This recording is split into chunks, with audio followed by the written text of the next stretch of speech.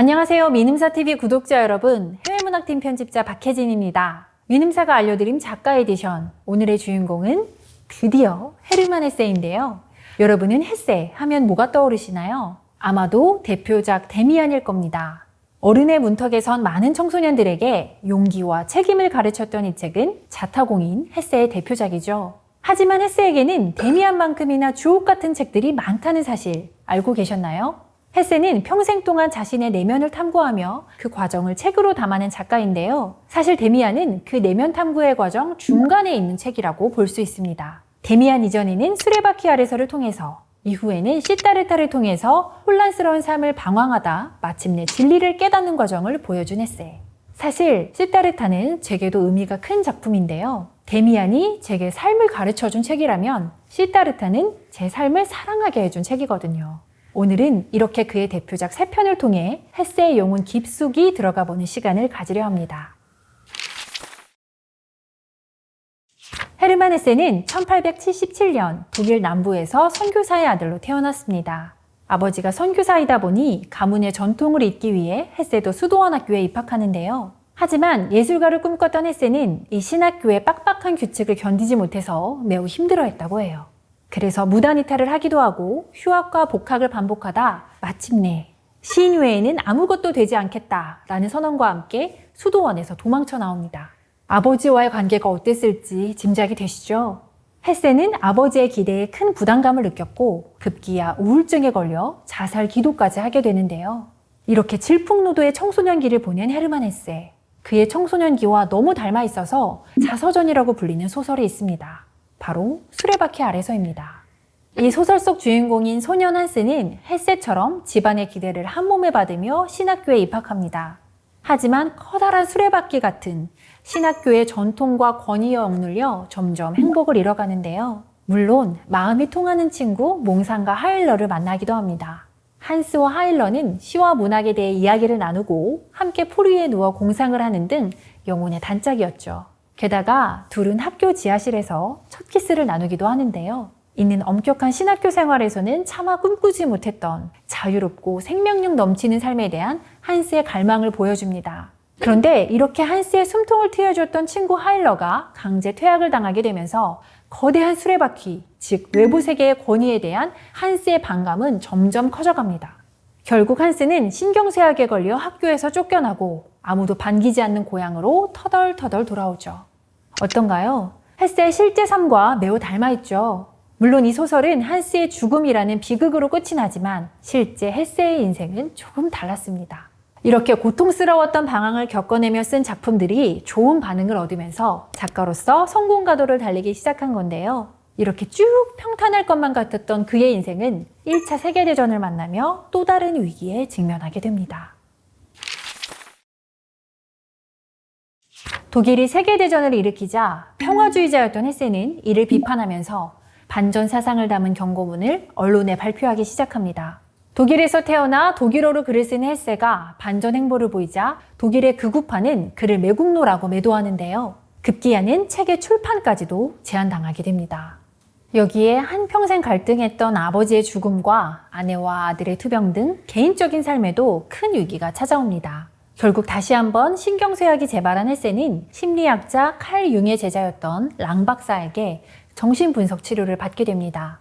이를 통해 헤세는 누군가의 도움을 받아 정신적인 위기를 벗어나는 경험을 하죠. 이 시기에 썼던 소설이 바로 데미안입니다. 데미안의 주인공 싱클레어는 인생에 찾아오는 위기의 순간마다 데미안의 도움을 받아 위기를 벗어납니다. 마치 헤세가 랑 박사의 도움을 받았던 것처럼요.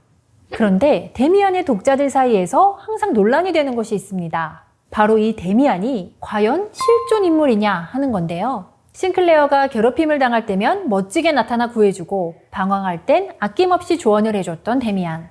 그런데 소설의 마지막에서 데미안은 싱클레어에게 이렇게 말합니다. 꼬마 싱클레어, 잘 들어. 나는 떠날 거야. 너는 어쩌면 다시 한번 나를 필요로 할 거야. 하지만 이제 네가 나를 부르면 이제 나는 그렇게 거칠게 말을 타거나 기차를 타고 달려오지 못해. 그럴 때 넌 너 자신 안으로 귀 기울여야 해. 그러면 알아차릴 거야. 내가 네 안에 있다는 걸. 잠시 후 싱클레어가 정신을 차려보니 데미안은 어느새 사라지고 없습니다. 이 때문에 데미안이 실존 인물이 아니라 싱클레어가 스스로 만들어낸 내면의 인물이라는 의견이 팽팽하죠. 데미안이 실존 인물이든 아니든 소설 내내 싱클레어의 인도자였던 데미안은 싱클레어의 손을 놓으면서 이제 싱클레어가 스스로의 인도자가 되어야 한다고 말합니다. 인생의 위기에서 고통을 치유하기 위해 다른 누군가의 도움을 받을 수는 있지만 결국 앞으로 나아가는 것은 자신의 의지가 있어야 가능하다는 것을 데미안을 통해 말하고 싶었던 게 아닐까요? 그렇다면 싱클레어는 어떻게 이 세상을 혼자 헤쳐나갈 수 있을까요? 이 질문에 대해 헤세는 3년 뒤에 출간한 소설 시타르타로 답합니다. 데미안이 그냥 커피면 시타르타는 티오피다. 제가 온라인 서점에서 이 서평을 보고 이 독자분은 헤세를 찐으로 읽은 분이다 라는 생각이 들었는데요. 단순히 데미안보다 시타르타가 더 뛰어나다는 뜻이 아니라 시타르타가 그만큼 헤세의 무르익은 깨달음을 보여주기 때문이에요. 이 소설의 주인공은 인도에서 가장 높은 계급인 브라만의 아들 시타르타인데요. 시타르타는 너무나 아름답고 총명해서 부모님에게는 자부심이고 친구들에게는 동경이며 동네 여인들에게는 욕망의 대상인 청년입니다. 근데 이 사람의 속은 항상 어딘가 헛헛해요. 시타르타는 절대적인 진리, 초월적인 삶을 갈망하는데 아무리 위대한 스승들에게 가르침을 받아도 그 갈증이 채워지지 않는 거예요. 그래서 아버지의 만류에도 불구하고 절친 고빈다와 함께 수도승이 되겠다며 출가합니다. 처음에는 산속에 들어가서 단식하고 금욕하는 삶 속에 진리가 있다고 확신했어요. 하지만 이내 참선을 통해 잠깐 나를 잊을 수는 있어도 결국은 현실의 나로 되돌아와야 한다는 것을 깨닫죠. 마치 우리가 해외여행을 떠나서 잠깐 자유를 맛보고 나를 모르는 사람들 속에서 내가 되고 싶은 나를 꾸며내보지만 결국은 다시 현실로 돌아와서 회사를 다니고 월급 생활을 해야 하는 것과 똑같은 상황인 거예요. 이런 고민에 빠져있을 때 시타르타의 일생을 바꿔놓을 사람이 나타납니다.